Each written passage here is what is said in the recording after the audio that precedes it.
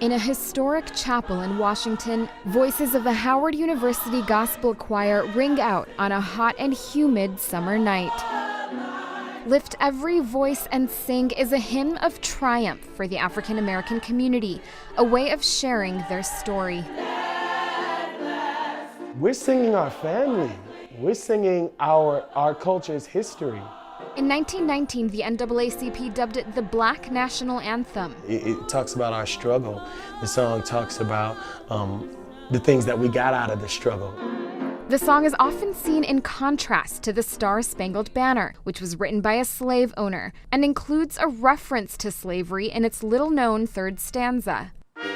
The national anthem itself is in the spotlight following San Francisco 49ers quarterback Colin Kaepernick's refusal to stand last month before a preseason game. Since then, a number of athletes have taken a stand or a knee in protest against racial oppression and police brutality. The actions are bringing to light differences in the way Americans view the national anthem, the flag, and other symbols of traditional American patriotism. You say that it's, that all men are created equal.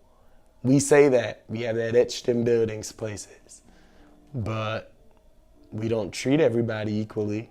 Kaepernick's stance has caused a flurry of support and scorn, raising questions about who gets to be called a patriot. I was offended when he wouldn't stand up to the flag. I think it symbolizes a lot.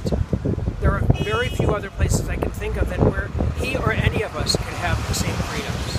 But Syrian-American Mariam Kadaimi says she feels conflicted about symbols honoring a country that hasn't always treated all people equally. I just kept thinking, why do we put so much import on what I see at the end of the day to be a piece of cloth? It's just blue, red, white. There's nothing special if we're not putting our words where our mouths are and actually following through with the action of what freedom should entail.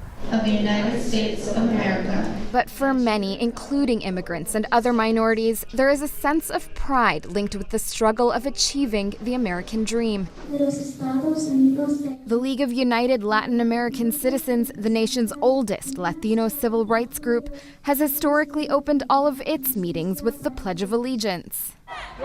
Still, those who have struggled to enjoy America's freedoms see the growing protest movement as an opportunity to reevaluate where the country stands in relation to the symbols of freedom it espouses. Where are we in the idea of the American dream for all and not just for whoever's privileged and lucky and wealthy and white? A sentiment echoed in a song written more than a century ago. Noreen Nasser, Associated Press.